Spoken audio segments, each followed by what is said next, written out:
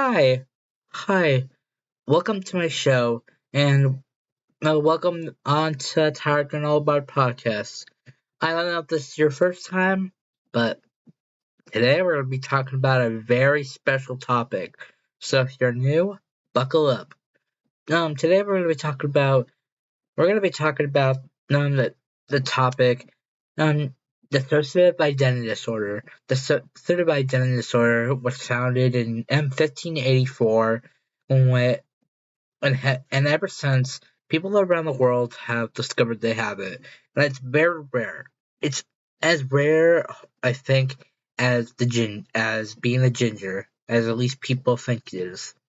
But today, today I got a hold of an 19-year old who was interested in coming on for an interview, and well, we're gonna be talking about a bunch of interesting stuff.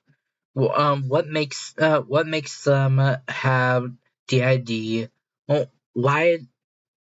How come they keep it a secret? Do they not? But yeah. Anyways, if you want to check out more, I'm gonna be posting my next. I have another episode coming out with the same topic in 2 weeks. People who know the schedule come next time, but if you don't, I'll put it up right there. Anyways, come on and enjoy.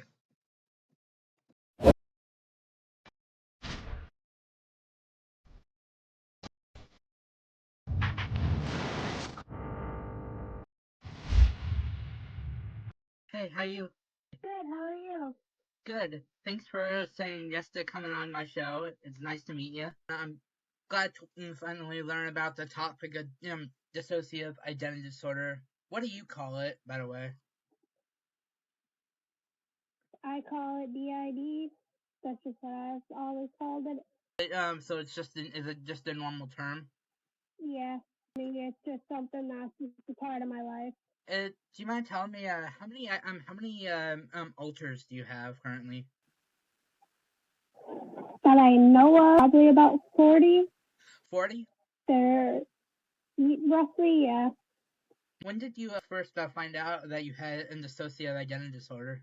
So when I first learned what it was, I was about 15. I first noticed it when I was about 11 to 12. So you were basically a teenager. Mm-hmm. How come you decided to come on to my show today since you don't know me at all? I'm just wondering.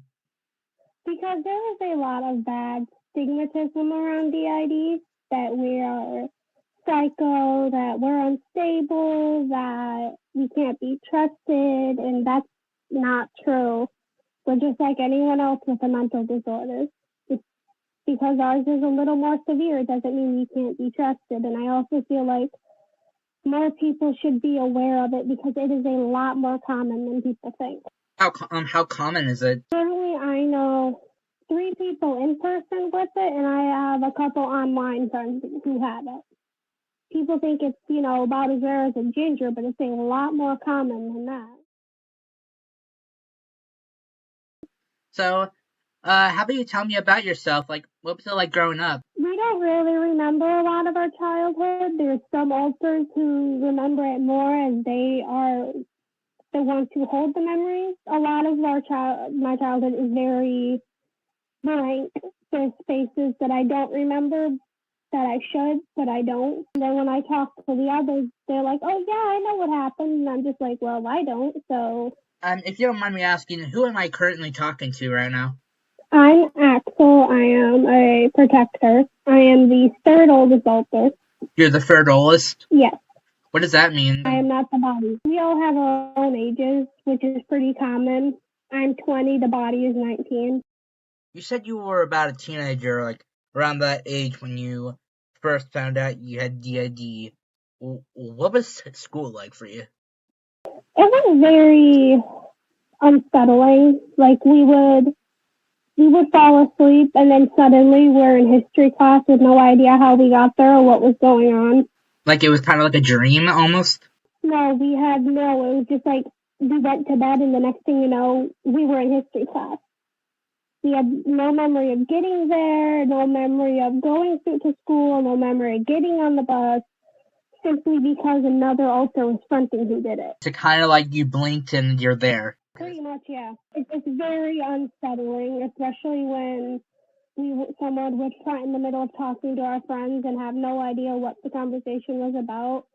It was kind of weird to ask because our friends at the time didn't know what was going on. They didn't even know that, we were a system. They didn't know any of that.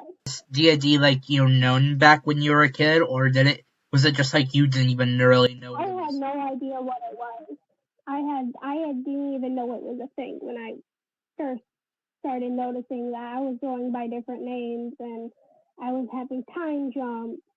How did your friends handle when they found out you did, or did they just not believe you?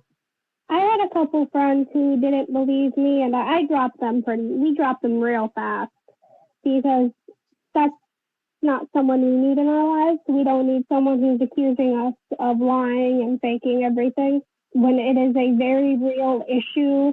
And it's not fun. People think there's a lot of people who fake D.I.D. and because they think it's cool, and it's not. It's not cool at all because there's all these different people in my head that are constantly talking all at the same time. And how do I explain to someone that, hey, I have 40 other people in my head without sounding insane? Can you explain what D.I.D. entails? It's different for everyone who has it. For me, it's just more of they help me cope and process my trauma. They help me, deal with, if a situation gets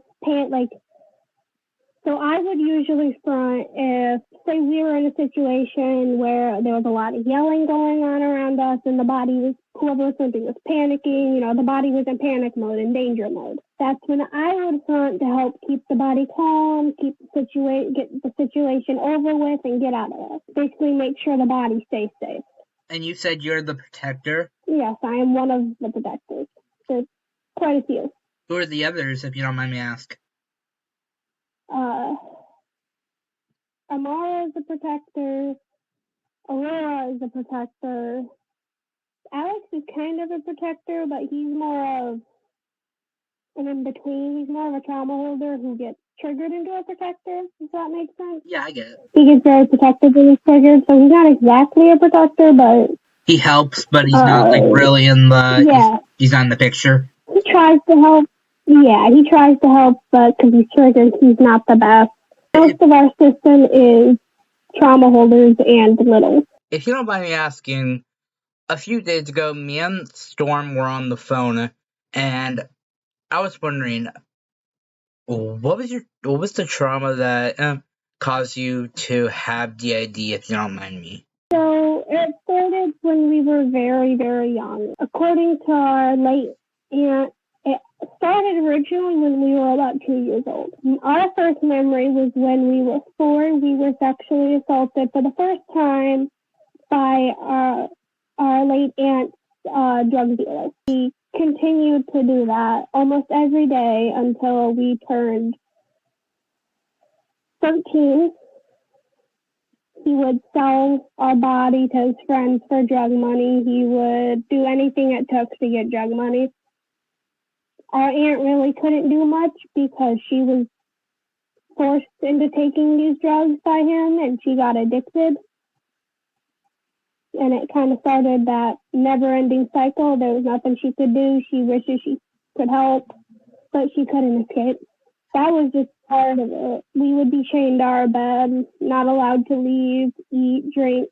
Sometimes we would go a week without eating just because we did something wrong, like left a glass of water on the table or walked through the door a minute too late or, dared to say no to what he was doing. He overall was a very sick and twisted man. And this was your aunt's drug dealer? Drug dealer / boyfriend, yeah. Okay, so you had a little bit of a connection other than you had a connection to him still? Yeah. Is he still in the picture, if you don't mind me asking? No, he is not. I recently got news that he passed away after many years of being on the ventilator. You've had D.I.D. In your lives since, like, the host was, like, 13, 15, you said. Do you consider it to be a problem with life, or are you still are you just used to it at this point? Sometimes it's a problem because sometimes, it's just stressful, especially if, like, I'm overwhelmed and there's just all this noise in my head and I just can't get them to shut up. But overall, it's just kind of become a part of my life. I consider them family at this point because they pretty much are. Because some people argue, oh, they're not real people, but in all reality, they are. There's nothing I can do about it but go to therapy, and I'm not really one for therapy. I used to do it when I was younger, and it just seemed to make everything worse. So therapy isn't for everyone. For me, it was easier to learn how to live with the trauma, learn how to live with the D.I.D. versus try and get rid of it or try and process the trauma before I'm ready. Because that's what my therapists were doing. They were trying to force me to process it before I was ready to actually process it. Do they just show up, like, one by one, or how, what's the process? I just we just noticed them. Like, people were telling me that I was going by all these different names, and according to them, they just kind of show up when they're needed. They form when they're needed. It doesn't really have an order. So it's just a time and a place kind of thing? Yeah. Like, for example, lately we have been under a lot of stress in our life.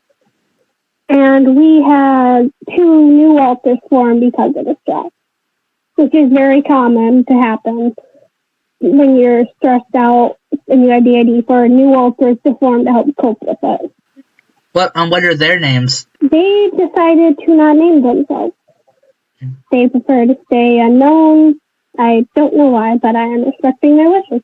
Do they have a role? They're more of stress holders. They help cope with stress. They help us, work through it. Okay, so pretty much the whole system, if I'm getting it correct, it's stress holders and, like, it helps, like, with the mind and all that?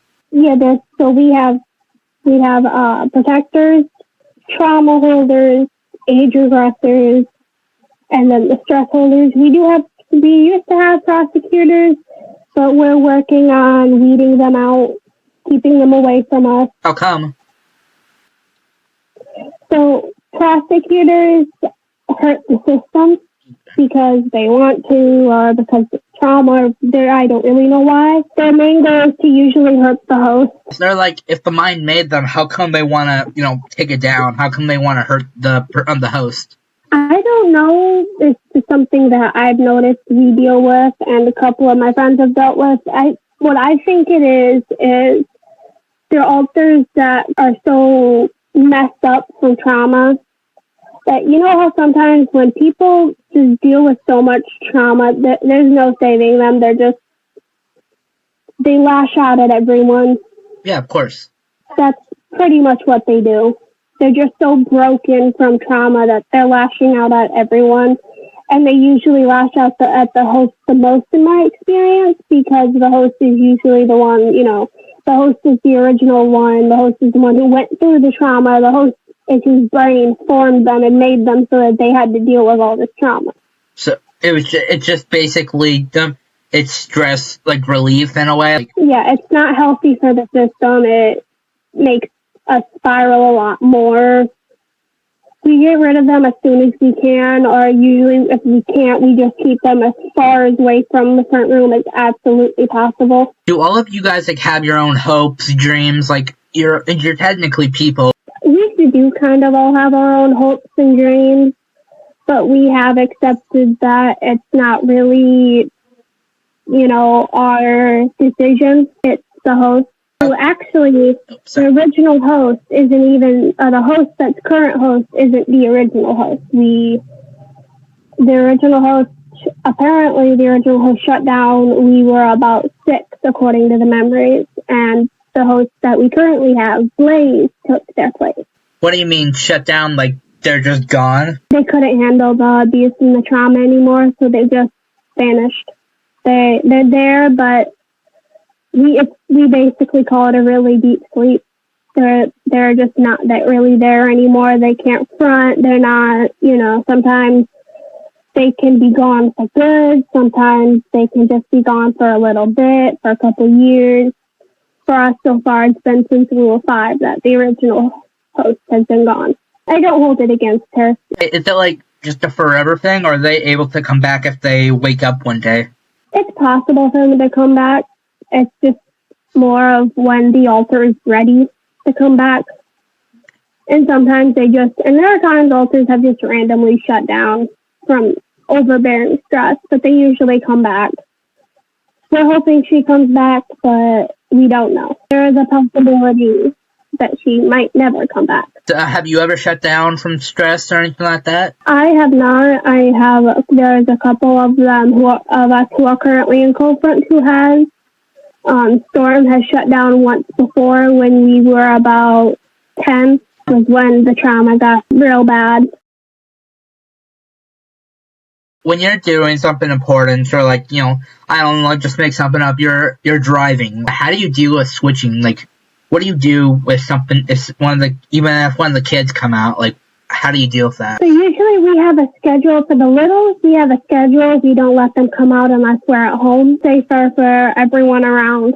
We can't fully control it, but they do understand. Hey, you can't front when we're at the grocery store getting groceries because we have to do this and get this done. Because if you front now, you're going to be more traumatized. You're going to panic. You're going to be scared. Like when they first showed up, was there a time that happened to them? It has happened where we can't always control. We can't really control who fronts, but we could be like, hey, try not to front, But there have been times, it was actually at one of my high school dances, one of our littles fronted. What was that like? They got out of front pretty fast. They were very scared. The little that fronted, they're about 3. So they were very scared. They're not good with crowds. We just kind of sat in a corner and they just left. And I think it was James who fronted afterwards, because James is usually the one who likes to go to dances and stuff. Who's James? James is pretty much a troublemaker. He likes to get us into situations that most people in the body don't like, and then stop fronting, and what someone, he'll get us out with a group of friends, and it'll be a fairly large group, and then just be like, all right, bye, I'm not fronting. And someone else will front and be like, well, great, now we're in this, environment that we're not comfortable in, and we can't exactly say, hey, I want to go home because we just met up.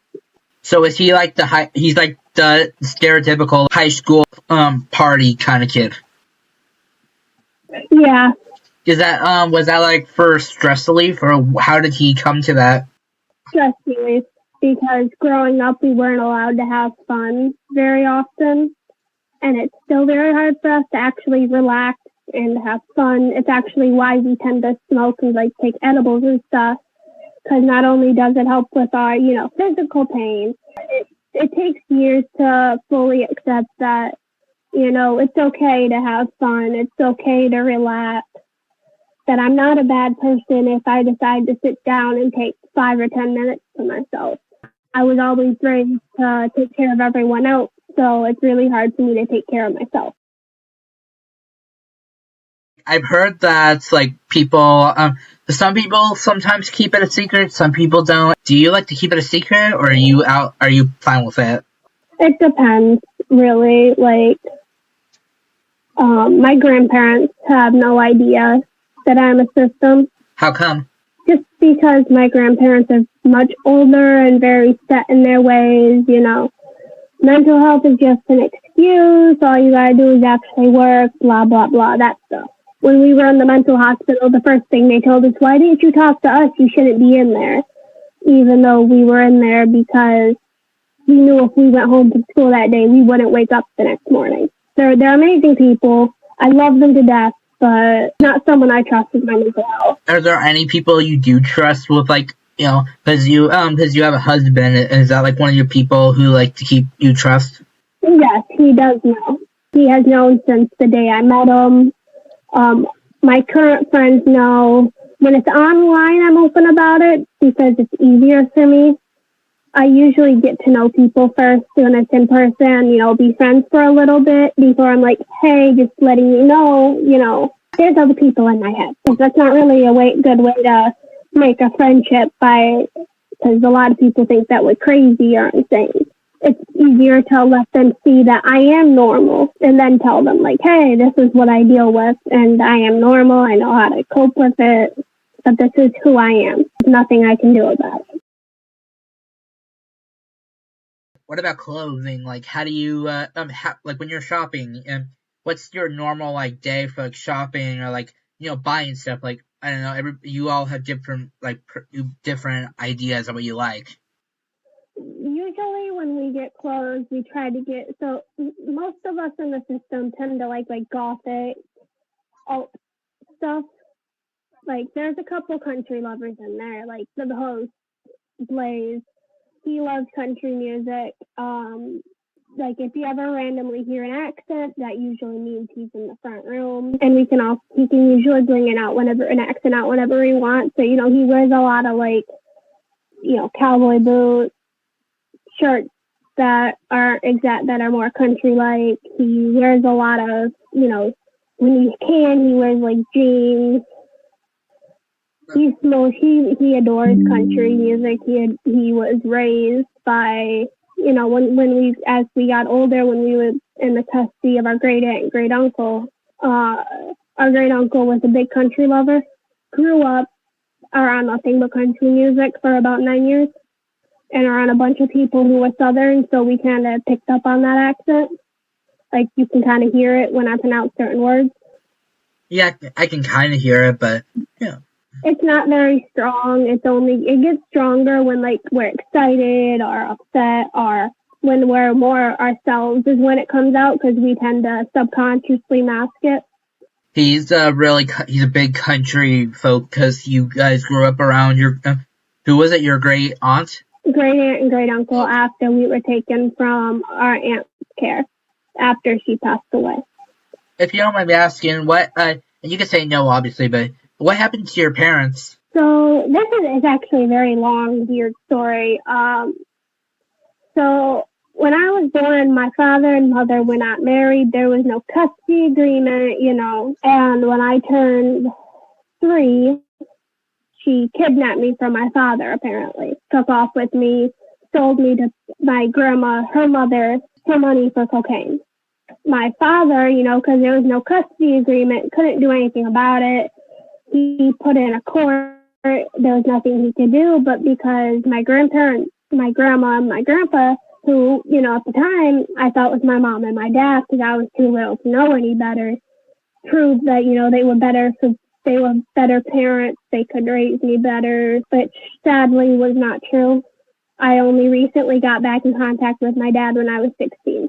Your dad seemed like he was an okay guy. Was that the truth? Honestly, he might see this, and I really don't care. With him, it was always about my brother, my younger brother. I'm not sure if you know the term, but I was the glass child. It was, always him asking my brother if he wanted to hang out, if he wanted to do something, if he wanted to do this. For my birthdays, it wasn't really anything, and I guess they were struggling, but, there's no reason why for my 17th birthday I only got 3 Pop-Ups, and that's it. When I turned 18, my grandparents decided to make a cake, and instead of making it for me, they made it for me and my brother both, even though my birthday is a month before his. So I was always, even though he claimed to be so happy to have me back, I was always an outcast, never really accepted. I never really felt at home. You were always the second person in line. Are there any specific triggers you have that can make you guys pop out, even you? So when we're stressed, usually it's a huge one, stressed or panicking. either a protector or a trauma holder will front. There is no guarantee which one it'll be. Or if we have something important to do, like, like how I did today with the interview, a protector will usually be fronting, just because it's easier for us to, deal with, the stress or the anxiety of talking to people. Sometimes we just randomly front. Sometimes we're just zoning out and suddenly someone new's fronting. Is that like going back in the brain, or like when you dissociate, like how do you guys what does it feel like to you? It feels like we're not real. Like we're not there. We're watching from the outside. We can't hear if someone's talking to us or trying to get our attention. We can't feel touch. Like we switched just earlier, and our fiancé was talking to us, and he noticed, we seemed out of it, weren't really paying attention. So, he was tapping our shoulder, shaking us, and we just didn't feel any of it until someone knew fronted. So, like, somebody drew you up, and then, like, they erased you, like, with an eraser? Yeah. It's like we're there, and then, just slowly vanishing. Can't really control what we're doing. It's a very unsettling and uncomfortable thing, personally for me. I don't like how it feels. Do you remember when you first, experienced the zone out? My first memory of it, we were about 13. It was in class. I can't remember what class. I think it was math class. And we were not really paying attention because math has never been really a good subject for us. We just don't like math. So we weren't exactly paying attention. We were just kind of staring off somewhere else. And suddenly Blayze noticed that he started to feel not real. Like his breathing got really shallow and slow. It just was just like we weren't there, but we were. How is it different from the casual zoning out? Other than feeling not real, how is it different? So personally, I feel like it's different for us because when we dissociate, we can kind of literally feel ourselves leaving the front, leaving, where we're currently at, and we can feel someone being pushed forward. So it's just kind of for a moment, our thoughts are really jumbled. You developed a routine over the years and stuff. Maybe you mentioned it earlier, but what is a routine like for you? Really, I mean, we kind of do, but it's not really for us. It's more for the littles, just to make sure that, they don't front in a situation where they really shouldn't be. Because that's just not a fun experience for anyone, especially because they're literally children. The oldest one is 4 years old, so they talk like little kids. They talk like toddlers because that's their mentality. That's all they know. And is it nice to have kid alters, especially when you have a 4-year-old of yourself? Yeah, it is. Actually, he's only 4 months old. Oh, he is. I thought you said years old. Nope, he's 4 months old. Oh, wow. So okay, so your alter is at least a few years older than your kid. Yeah, we plan on not having any littles front with him, simply because that would be too confusing for him, especially as he gets older and starts forming these thoughts, and because, I don't need my kid going to his preschool teacher and being like, oh yeah, mommy plays with me and talks just like me sometimes, because that's just asking for, them to be like, is she a fit parent? We need to call CPS. And I don't need to be accused of not being a fit parent because I have a mental disorder. That is not my fault. When your kid is older, 12, 14, teenager age, how would you explain it? Would you ever explain it to them? I plan on it when he's a lot older, when he's old enough to understand what it is, when he's old enough to, be like, I can't really tell people that, we don't know because that could get me in trouble. That could also just give him a lot of judgment and bullying. But I do plan on explaining it when he gets older, just so he's not confused why his dad is, calling me a different name than he knows. Instead of calling me Blayze, he's calling us Axel or James. I just don't want him to be confused. Is your husband a big part of that? Or how do you keep him safe, especially if you aren't the same person? Usually, except for the little ones, we all take equal responsibility in taking care of him, our baby, because, that's just our job as a parent. We have accepted that even though we weren't the ones that gave birth to him, he is now the body's kid. And because we are dating his father, we are all dating them. We don't want to lay the stress on him just in case, the main host isn't fronting, and who knows how long it could be, especially because he has his own stresses to deal with. And just because we're not the original host doesn't mean that we can just escape the responsibility of being a parent simply because we are in this body. How did the host and the husband meet? Originally, we met through a Snapchat group chat that his cousin made. And we were both like, there's too many people in this group chat, we're leaving. And we told him, hey, add us before you go. He's like, okay, yeah, sure. Well, about a week later, actually January of last year, the 25th, at night, he responded to one of our Snap stories. And at about 2:30 the next morning, on the January 26th of last year, we got together. He asked us out. We moved in around our 5-month mark because I left my house because I couldn't take it anymore. I wasn't wanted, so I was like, you know what, I'm leaving. I have a safe place to go. Goodbye. It's not even in the same state. I went to a completely different state just to escape everything. How did the system react to that? They were fine with it. None of us liked being there. He hated it. It was just constant torture. My stepmother is not the best person. She reflects a lot of her trauma, and she was very, very aggressive with me and my brother. At one point, we were in our room watching a YouTube video on the TV together, and she got really mad at us. She was like, why are you watching this? And I'm like, it was actually me who said it. I said, so because you don't like it, we can't watch it. Do you not hear how stupid that sounds? She started screaming at me, telling me to go to hell, all this, and I'm just like, and I didn't say anything. I just stayed quiet. And my dad finally was just like, told her to calm the fuck down. I'm sorry for swearing, but that's what I'm swearing. Okay, good, because I've been trying to figure out how to word some things without swearing, and I'm not the best at that. You could swear as much as you want. He told her, stop being an entitled bitch. They're allowed to like what they want. You need to stop trying to control them. She was a very controlling, typical bad stepmom.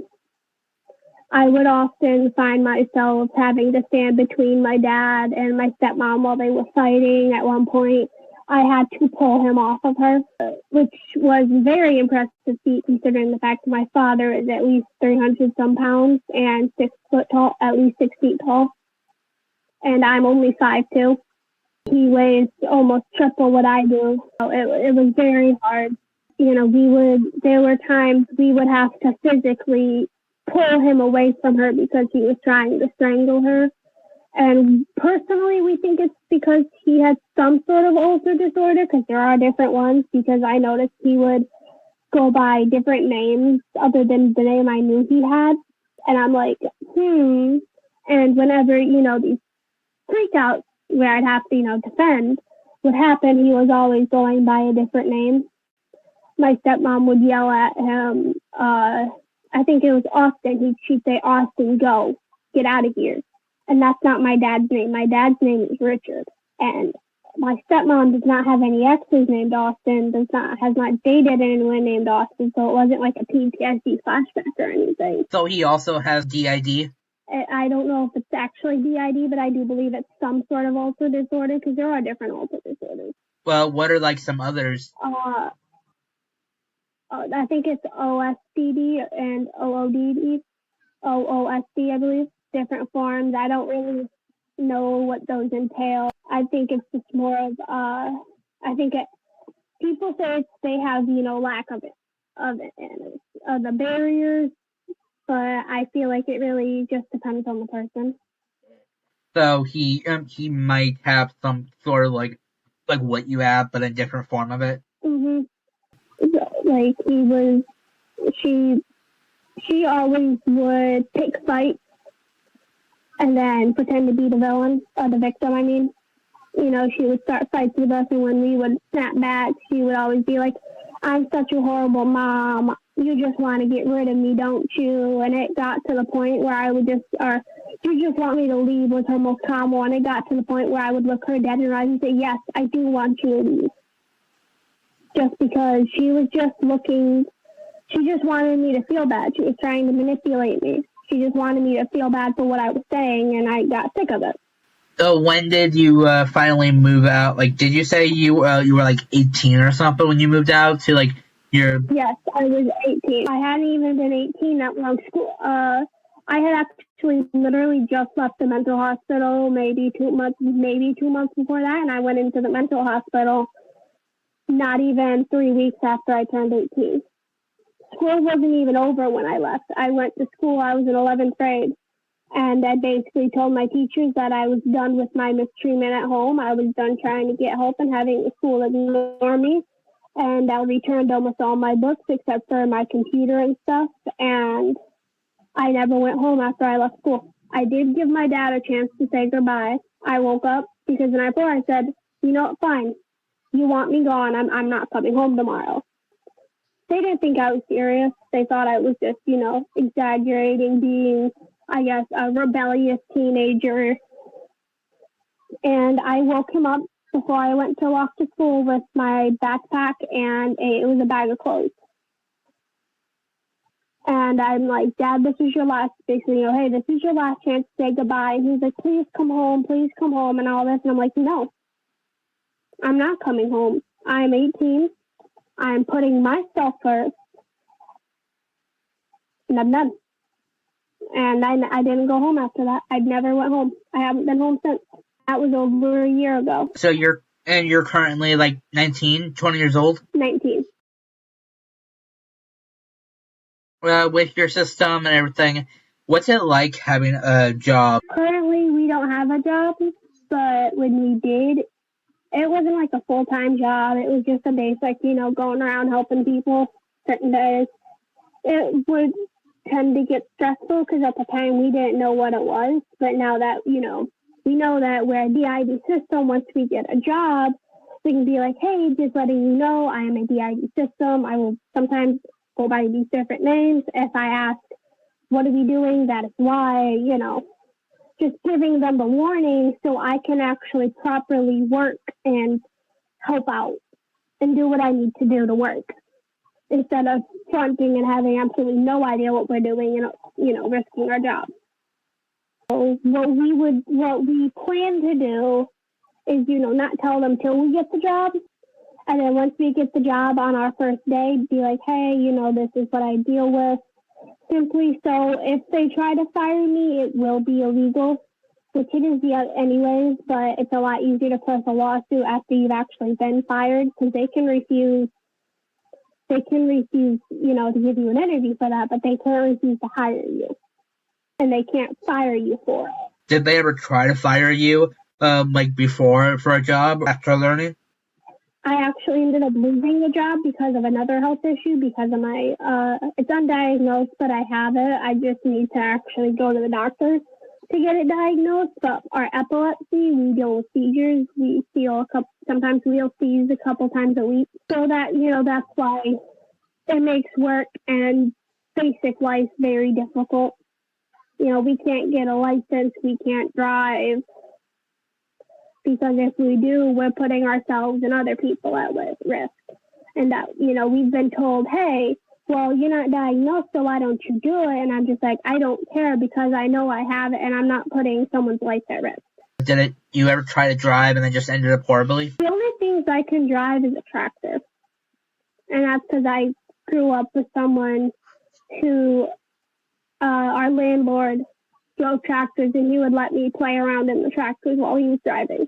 Is it just because you live, I'm not going to ask where, but because you live in not the tractor area, or how come you just don't buy a tractor? Because I live in Ohio. I don't mind saying the city, but I live in Toledo, Ohio, so it's not exactly country life. It was a very big change for me. Growing up in the rural country areas to boom, you're in a big city where, there's all these people definitely wasn't something I was used to. If it wasn't for the fact that I moved in with our now fiance, I probably wouldn't willingly be here. So you went from living a country life to a city life. Yeah, pretty much. It was a very, very hard change. There are times that, I'll be talking to my fiance about stuff I did in the country or stuff that was normal for country life kids. And he's just staring at me like, huh? And I have to remember, oh, yeah, normal kids didn't do that. Most kids didn't, have 300 chickens. Most kids didn't have ducks. That's not exactly necessarily normal per se. Like, it's actually, I'm not really a car person personally. Me as an auto personally, I'm a truck person. My dream truck is a 1967 Chevy C10. If you ever have time, look it up. I love how they look because they are very cute trucks. They're tiny and cute, and it fits because I am a short shit. Did you just come like loving trucks, or did you learn to love trucks over time? I started to like how they sounded. When I was younger, I started to, I grew up sitting in the bed of the truck while my great aunt went down the road to drop eggs off. I would sit in the bed of the truck when we would go down to the family-owned ice cream store that was about 3 miles away. I grew up learning the freedom a truck can give. And looking back, I'm realizing how dumb it was because sitting in the back of a truck going, 60 on dirt roads isn't exactly a good idea, especially when the path is mostly covered in trees. But it's also something that I hope to be able to give my son that experience if he's interested, because it's so fun. Have you ever met like older, older 60-year-old systems? I have, yeah. You have? Yeah. Going like off of them, like what's it like having growing up with? For them, it was very stressful. For one of them, actually one of my oldest friends that I've been friends with the longest, when they grew up, it was mental health was very stigmatized. They're like 1990s. Yeah. Mental health, you were shamed if you opened up about your bad mental health, and it was hard enough for them biologically, because they were a biological woman. And, there was a lot of stereotypes in the 1970s to 90s that, women didn't have rights, women weren't able to leave abusive relationships, we weren't able to speak up, It was very rough for them. They didn't get diagnosed as a system until, I think, 2020. Because they were finally willing and able to accept the fear of asking for help, because the bravest words anyone will ever say are, "I need help." They were so scared to ask for help. I was, our friend group was constantly encouraging them, like, "Hey, I know you're scared, but you need to ask for help." So, they grew up very rough life. They weren't really accepted as a human when they were younger.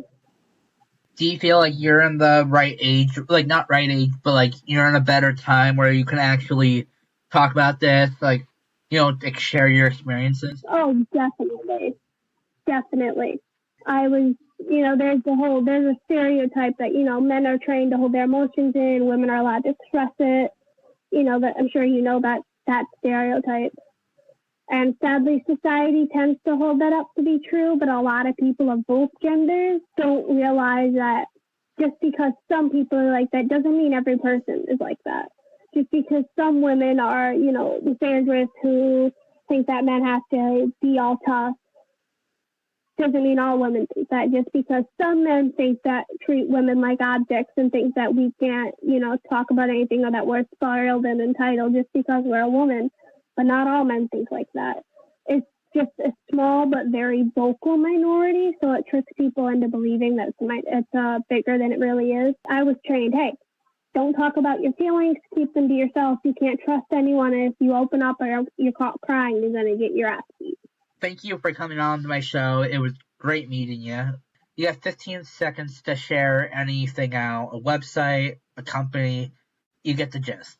I just wanted to say this. Don't be scared to ask for help, please.